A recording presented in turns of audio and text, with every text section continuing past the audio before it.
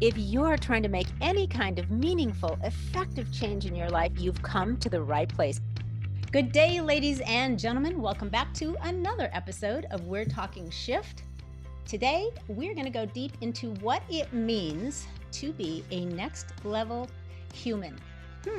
So my guest is the man who coined the phrase and is an expert on the subject. He is going to explain what a next level human is and the awareness and practices that we need to incorporate, well, into our lives really in order to become a next level human. So by the end of this episode, you will have another antidote to being stuck, a blueprint for how to shift and up level your life. So who is this next level human? Let me tell you a little bit about Dr. Jade Teta. Dr. Jade is an integrative physician holding a doctorate in naturopathic medicine, as well as a personal trainer with over 25 years of experience. He specializes in natural health, fitness, and body transformation. He is the author of Human 365 and the co-author of the Metabolic Effect Diet. He writes and lectures extensively and internationally on the subjects of lifestyle medicine, natural health, fitness, and weight loss to both healthcare professionals and the public. Dr. Teta has been a contributing expert on Lifetime TV, Fox News, On Fitness Magazine, Oxygen, The Huffington Post, Women's Health, Time, Prevention, and NPR. To date, he's worked in person with over 10,000 people, helping them achieve their weight loss and health goals. And he's helped hundreds of thousands more at home with at-home programs that he has created. I know he's got a bunch of other credentials under his hat too.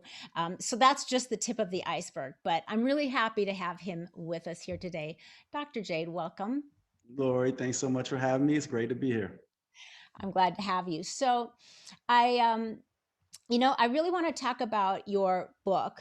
As you can see, I've read it. I'm a post-it person, and plus it's like all full of highlights. So almost the whole thing is yellow. I love it. There's a lot in your book I that resonated with me and is very similar to some of the messages that I put out in my own book about 10 years ago. So we are definitely of the same mindset in so many areas. So I want to get into that. But first, one of the things that I did notice when I was reading up about you a little bit, looking through your website, was the fact that you are also really an expert in female metabolism, which I thought was super interesting. And so before we get into the book, I just kind of wanted to get a little bit about, why and how did that come about? Yeah, well, it's the weirdest thing, right? Because for those of you who are watching me on video, I obviously am a big, muscle-bound looking guy, and so it's funny to have a masculine sort of presence be, sort of an expert in female metabolism. But it really kind of happened, as a lot of things do in life, a little bit by accident. So I was personal training all through undergrad, even before I went to medical school, and most of the clients I was working with were female. And it's embarrassing to say now, but as a young man, I was a little bit, maybe a lot, ignorant and arrogant, and just thought that, hey, men and women were the same. We eat the same things, we train the same way, and if you're Mhm. not getting results, then essentially you're not, doing what I'm telling you to do. And I was sort of grabbed kicking and screaming by my female clients to understand that there was a big difference. And actually, I'll tell you a funny story. I was training this one woman who was probably, at the time, I was in my early 20s, maybe. She was maybe in her mid 40s. And I was, just beating her up, putting her through a really grueling workout.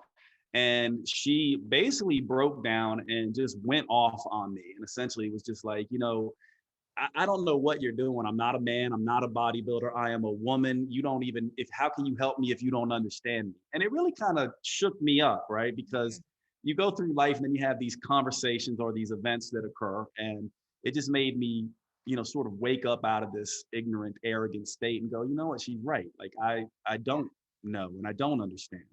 Yeah. And so it kind of sent me on a mission to figure this out. And I went and learned everything I possibly could about female metabolism. And then, of course, was studying biochemistry at the time, and I went into medical school. And one of the things, Laura, you might not be aware, and I don't know that many of the women are, but it wasn't until 2001, actually, that a lot of the regulating bodies and research institutes that hand down sort of the recommendations in terms of research, that they actually saw that there was a big issue in the research community in not having females represented appropriately Hmm. compared to men, and especially more mature women. It was dominated by the health and fitness research was dominated by young college age men. And so I was one of the first ones sort of looking at this research because I kind of got religion from the women that I was working with, and I Mhm. figured some things out, and I started to develop started writing books, and I was one of the only ones doing that. So in a very weird turn of events, because I became conscientious and aware, Yeah. I became one of the experts in female metabolism, which is still interesting and funny to me to this day. Yeah, yeah. I could only imagine that a whole world opened up to you that you Mm. were like, "Whoa, I really had no idea. I didn't know." It must have been quite enlightening. Yeah, well, if it just very quickly think about it, right?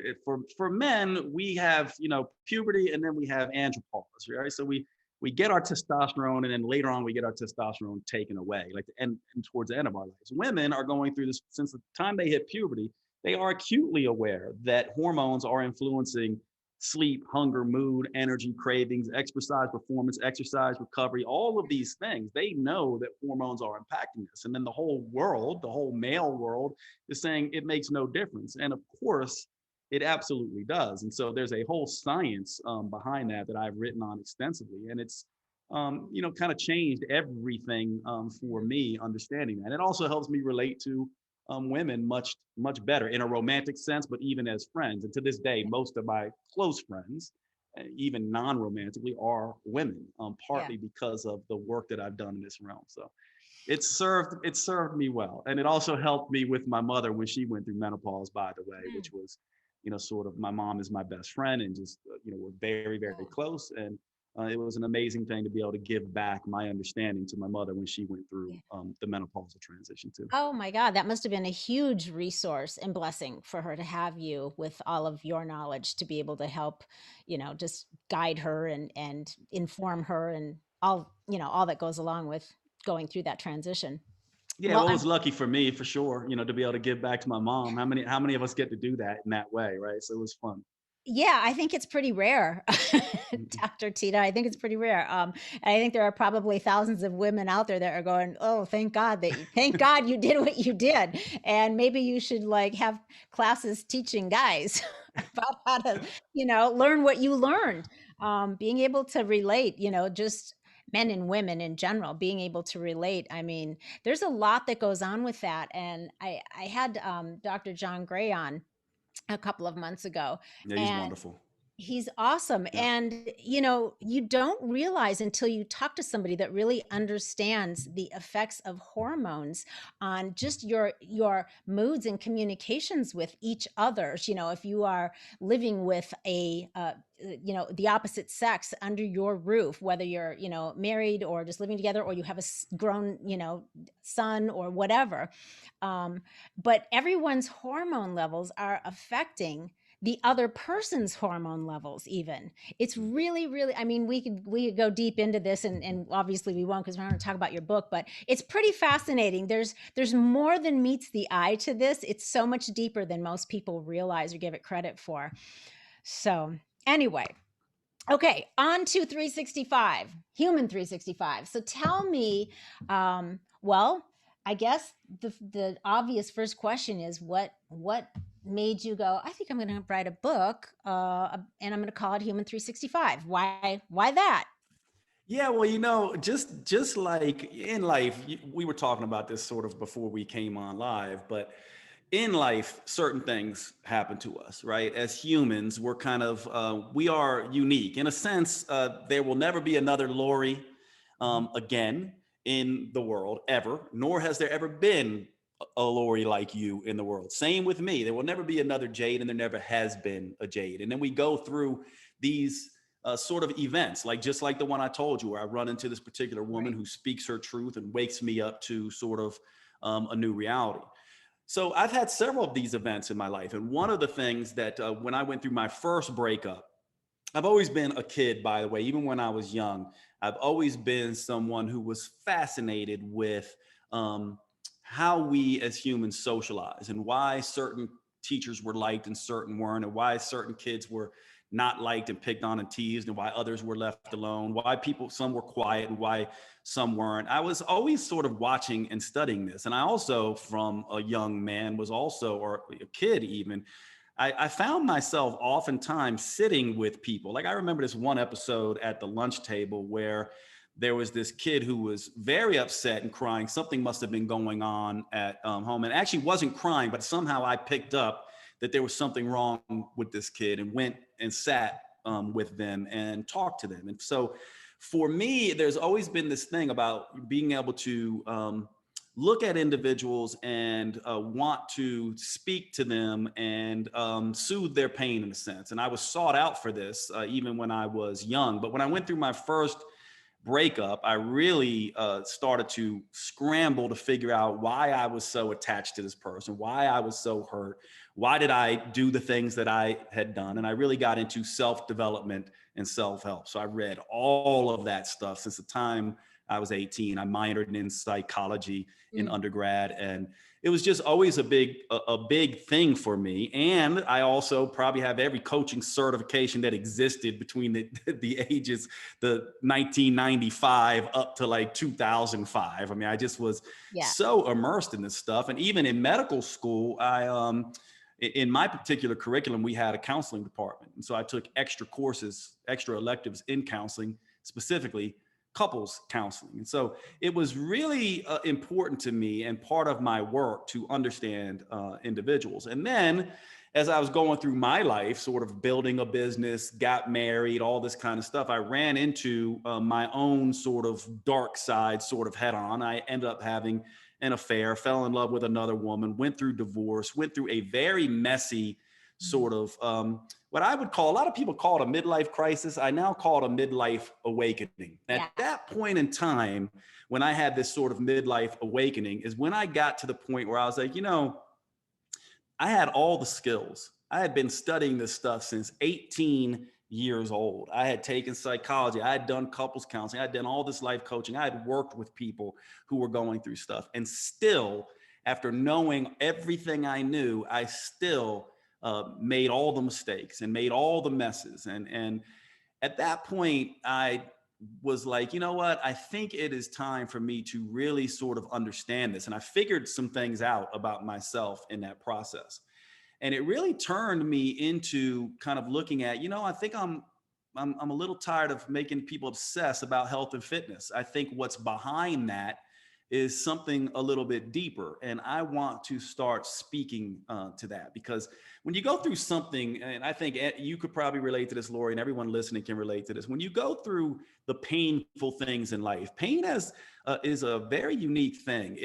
A lot of people want to avoid it, right? We don't want to suffer. We don't want pain. But oftentimes when we look back, pain is almost like that book that you open up and you didn't know you needed to read. And once you read it, you're just like changes everything. Well, pain is a lot like that. And my experience was like that. It woke me up to something that I would never have realized otherwise, this pain. And I went to search and heal and help people who were dealing with that same pain. That became sort of my mission. And that meant that I was going to begin to do my other expertise, which was self-development, which I just wasn't doing in the way that I wanted to. So I started writing books, and Human 365 is one of those books. And I'll say one more thing about that before I shut up here. But one of the things that I believe that came out of this, and we'll see what everyone listening thinks about this, and I'd be interested in what you think, Loree. One of the things that I believe now is that you and me, right? So Loree and Jade and everyone listening, we are what I would call a unique spiritual fingerprint, right? Like there's no one like you, Loree. There's no one like you. There never has. And you have a unique, a contribution from people who helped you and people who hurt you. You have unique interests. You have unique superpowers and signature strengths. You have a unique personality, which includes your unique perspective and perceptions, the way you see the world. And you have unique pain that makes you you. And at that point, what most people do is they think that purpose is something that you kind of find, but I think actually purpose is something you choose out of this understanding of these elements that influence you. And Mm-hmm. so for me, what I did was essentially say, this is a unique aspect of me, something that I can speak to, and something that when I'm speaking it, there's certain people who can hear it from me who couldn't hear it from Loree, and vice versa. There's Right. people who me and Loree could be teaching the exact same thing, and I know that we do. You obviously do some of this as well, but some people are going to want to hear it from you because they're not going to want to hear it from some big burly linebacker looking guy, and then other people are going to want to Yeah. hear it from me. And I see it as almost my duty now Mm-hmm. to get out there and speak the things that I know to help people avoid some of the pain that I endured. And that's where my self-development work sort of takes off. Mm-hmm. Yeah, I love that. And the a couple things, the midlife crisis phrase, I think that's interesting too. I've known quite a few people that have found themselves going through that transition. It's almost like, I like to almost say it's midlife chaos, because to me, chaos is kind of that, it's that place you find yourself in that is going to create the next evolution of what's to come for you. You have to have some sort of a breakdown of the old, right, in order for something new to come in and take its place. And so, call it a crisis, call it chaos, but yeah, a lot of times it's that the pain of that mess is what catapults you or gives you the opportunity to move into that next version of whatever is you're going to be or your life is going to be. And I know you talk a lot about pain in your book, and we're going to get into that a little bit more, because I do think it's so important. And I think that there are those people that just, they experience pain and they just get used up, they just get you know chewed up and spit out by it. And then there are people that understand how to use the pain. So you're either going to be used by it or you're going to use it. And, two very, very different approaches to what you're experiencing. And we're going to get into that more, because you do talk like throughout most of the book, pain is a very, it's a, it's a very fundamental part of what you're trying to teach and how you're trying to teach here, because everyone is going through, has been, is now, or will be going through some version of pain in their life. So if you can't get a grip on how to use that as a tool for yourself, you become a victim. Yeah, to me, I look at it like this, right? I mean, there are two certainties in life. It is change and death. That's it. And with that change is pain. And actually, the Buddhist, which I love philosophy, so I read a ton in Taoism, Stoicism, Buddhism. But one of the things the Buddhists say is life is dukkha, and dukkha translates into life is suffering.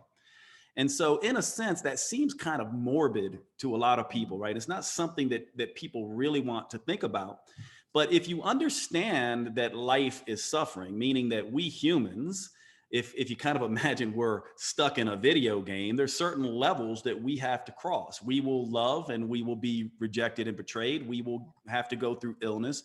We will have to lose people we love. It's just the nature of things. Things change. So you can either try to resist that and suffer more, or you can choose ahead of time what you will suffer for.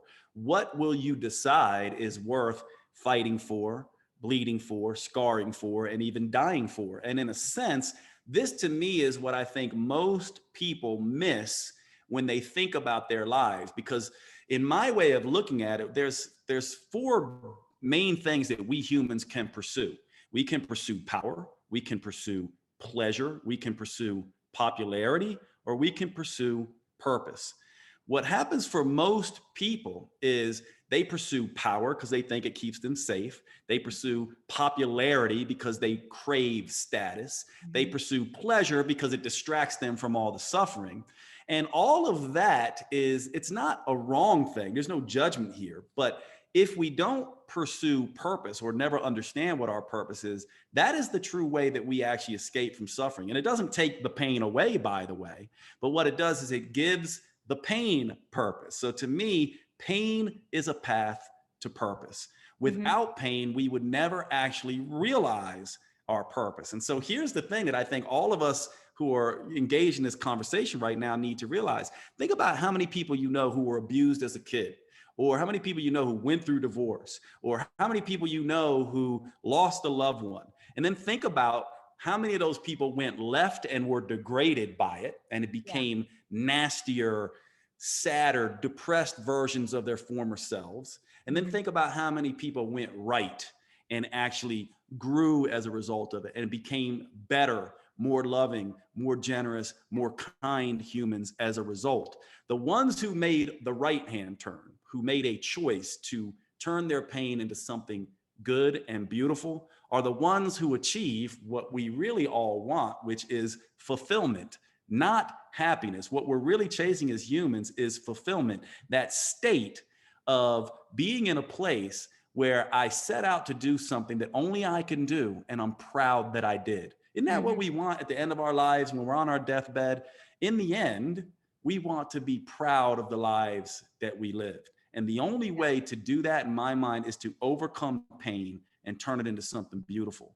And that is ultimately our charge as humans. To the degree that you're doing that is the degree to which you will be fulfilled and proud of who you are as a human being. To the degree that you're not doing that is the degree that you will stay degraded and blame and complain and whimper and whine and suffer further. Well said. I couldn't agree more. And I think that, I see a lot of how those four things are integrated really with the six human needs, and they're all kind of part of that. I mean, status is, significance, and purpose could really be your growth and contribution.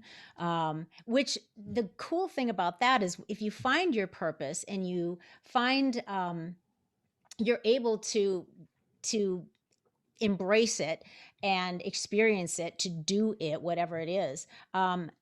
That aspect, being able to do that actually then allows you to find the positive vehicles to fulfill the other things, a positive way to experience power or significance, a positive vehicle to experience pleasure, or which would be like variety.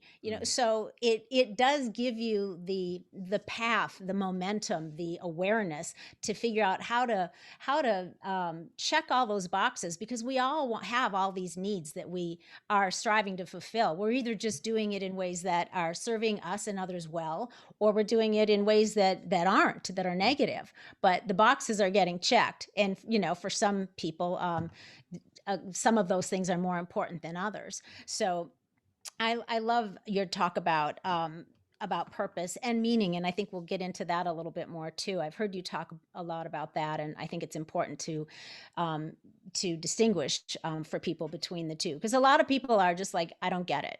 I don't know how to find that. I don't know what that is. I just know I have to, be able to pay my mortgage, and especially right now, people are in a crazy state of fear and uncertainty. So it's just exponentially worse than normal times, shall we say.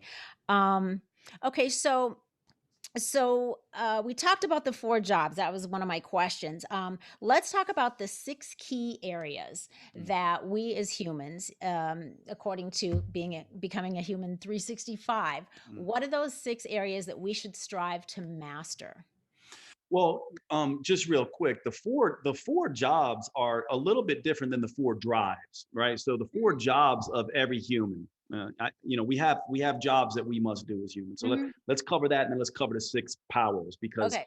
both of these are really important to understand. So the four jobs basically are the jobs that we humans have to do, right? We can't get away from doing them. So one is finance. We each must earn and manage money. We have to make a living. So I know a lot of people don't love this idea, but the bottom line is that even if you're on the street, you have got to earn and manage a living, right? You got to find food, you got to find shelter, Yeah. procure that stuff. Yeah. That's the first thing we all must do. The second thing is health and fitness. We have to attain and maintain our health and fitness. If we're not healthy, we can do nothing else. The next is personal relationships, right? We have to give and receive love and manage other human beings. And the final one is what we were talking about, purpose and meaning. We have the drive to matter and make a difference. So these four jobs are basically, if you asked me, what Jade do I have to focus on? I would say these four things. And by the way, other humans evaluate all of us in how well we're doing our four jobs, right? We evaluate ourselves this way and they evaluate us this way. Now, in pursuit of that, right, one of the things that I became obsessed with is why do some people, who go through pain and suffering or have setbacks, why do they make it? Why do the successful individuals, how and why do they succeed versus everyone else? And this comes down to the idea of what I call the 6 powers. And to me, this is the roadmap that each of us humans must follow in pursuit of any of these 4 jobs that we want to master. Like if you're sitting here listening to Loree and I, and you're essentially saying, my big thing is I want to make money and, I want to build a business, or I want to, lose weight and become healthy. You have got to walk these 6 powers that I'm going to go through. You must master each of these. But more important, this is the path to purpose. And so from my perspective, these 6 powers are ultimately how you understand who you are and who you could become. Because that's ultimately the battle that we are fighting, right? I want to know who is Jade, at his core, and who is his best self, right? I have to be honest with who I am. I have to be honest about my lying, cheating ways of the old Jade in order for me to get to where I need to get, now and where I want to go and who I become. So it's easy to remember for all of you listening. Just remember the acronym POWERS. These 6 powers go by the acronym POWERS. The P is perception.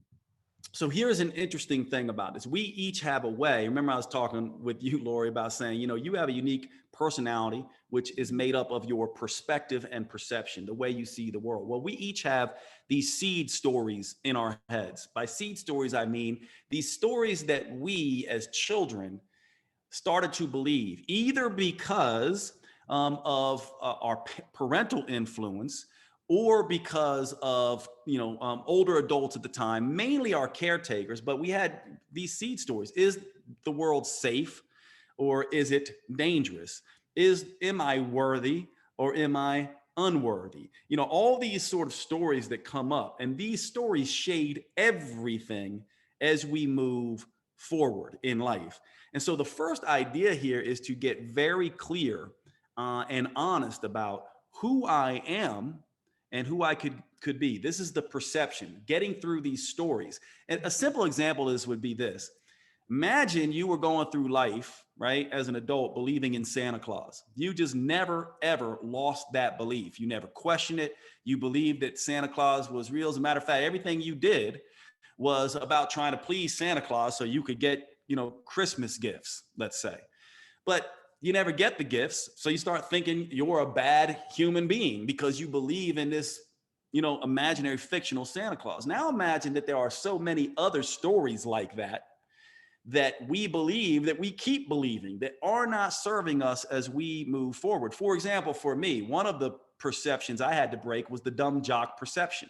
I had to break through that I was just this dumb, big football player who was not good at anything but physical pursuits. Had I not broken through that, I never would be sitting here talking to all of you about intellectual pursuits. And so we must master this perception piece. By the way, the biggest thing here is the perception about pain. And so I want to walk you through just a little anecdote really quickly, if I can. I've used this before, but it's very powerful and it's kind of comical as well. But here's the idea behind pain that we talked about. We must break our perceptions around pain.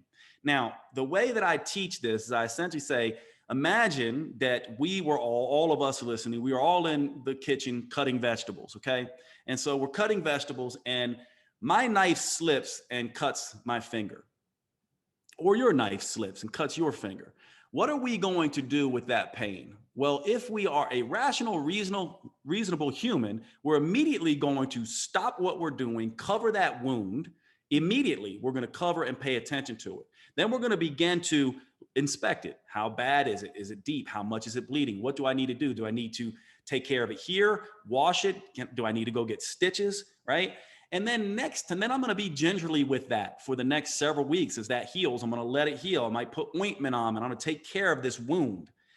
Now, if I'm smart, what I'm going to do next time I'm cutting vegetables, or if you're smart, you're going to be a little bit more careful. Right. Or if you're really smart, you're going to pick up a cooking book and learn how to chop vegetables appropriately in the right technique. Maybe you'll watch a couple YouTube videos.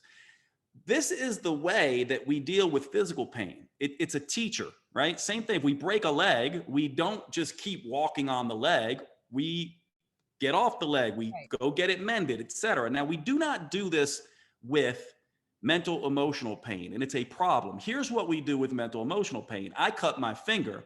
I run up to Loree. I shove my finger in her face, and I start just screaming, ow, ow, ow, as loud as I can, mad at her, expecting her to take care of my thumb, to bandage it for me, to do something about it. That's one way we handle emotional pain. Another way we handle is we just sit there and stare at the thumb and cry and whimper and whine and let it bleed all over the place. And the third way we handle it is we just stick it behind our back and decide nothing happened. I'm fine. I don't need that hand. I don't need that arm. I don't need to use them ever again.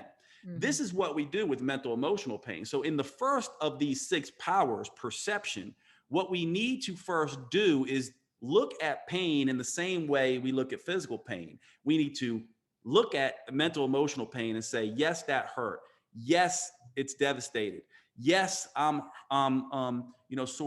struggling with this. But how do I get better? How do I heal it? How do I mend it? But most importantly, how do I learn from it? And so I have to learn something from it. What I learned from my pain, one of my big pains, was I was dishonest. I was not an honest human being. That was a key insight. And by the way, here's how you know, because there's all this talk about toxicity and toxic humans and this and that, right? Well, how do we know that we're not the toxic ones? Right. Here's how you know. If it's a repeated emotion, then it's you. If it's a repeated pattern, then you're the toxic one. If it's a recurrent obstacle, then you are the toxic one. And so perception is the most important one. And the reason I'm harping on it here is because if we don't, as human beings, see very clearly our pain and our problems, we can never own those things and never get better. And so perception is all about saying, what am I doing that is causing my life? What stories am I believing that are influencing my life, and how do I need to change those stories? Now, from there, perception moves into ownership. Once we can see clearly, then we can own our dysfunctions. Then we can decide very clearly, I will not be that way anymore. I will now be this way. I call it an honor code. It's basically deciding who Loree is going to be, who Jade is going to be. How I use my pain and decide I am going to be X, Y, Z. And for me, it was like, I am going to make honesty my religion. I was already good with kindness. I was already good with generosity. I was already these things, but honesty was a dysfunction of mine. So I decided I am going to be different. I'm going to show up with honesty as my religion. So that's really the ownership part. Yeah, so it's tied right in with then taking personal responsibility, and really getting clear on your personal value system, right? Your personal constitution. And so for you, it sounds like honesty was one of those things that was missing from your personal constitution. Yeah, I see. The perception part I think is super interesting too, because if you've got to be able, and you've got to be willing. You have to be willing to see things, to see yourself and the role you play, the stories, the beliefs you have. You have to be willing to take a much higher, broader view of those things. And I think it's hard for people to take the responsibility to go, maybe I've been believing things that aren't true. Maybe I have been not taking responsibility for things that I should be taking responsibility for. Unless you do that, you can't make any changes. You don't have the freedom to make the changes because the freedom only comes with taking responsibility. Mm. And that's only going to come with, right, getting a broader perspective, taking ownership of things. So I see how that all plays together. It all ties into being able to move through these. And it goes back to the power, pleasure, popularity versus purpose thing. If you are someone, and you could tell right away where someone's coming from, if they're chasing power and popularity, they cannot say I'm wrong, right? We see this in politics all the time. We see people stick by their, whoever their politician is, despite, and this isn't a comment, this is just a commentate either side. Yep. Once they choose a side, that person can lie, that person can cheat, that person can do anything they want. And typically most humans will not change their mind because they will not master perception and ownership. A next level human says, wait, I have an honor code. I might have chosen you previously, but I will not stand by you now because you are dishonest. You've done X, Y, and Z, and I will not do that. And I was wrong. They have no problem saying I was wrong. Whereas a base level human who chases primarily power will never relinquish or say they are wrong, right? And a culture level human will only stick by their team. They won't change unless everyone else changes. Then they're like, okay, well, everyone's going this direction, so maybe I'll change. A next level human operates from the sense of, here's what I stand for. And I have no problem admitting I'm wrong. Now, here's what's interesting though. Once you master perception and ownership, you got a big problem. And this is the idea here. Once I decide I want to own my honesty issue, or maybe I decide I want to teach or be a healer or whatever I choose to do, what happens is a big gap. Guess what?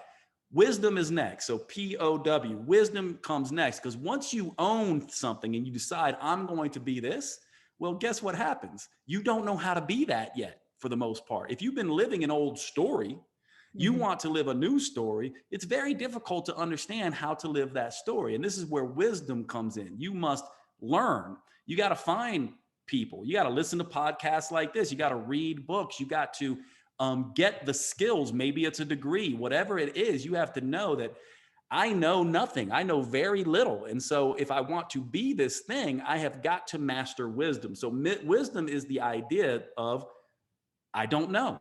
I want to know, and I'm willing to learn and realize I am a growth-oriented human. So again, a next level human is all about growth.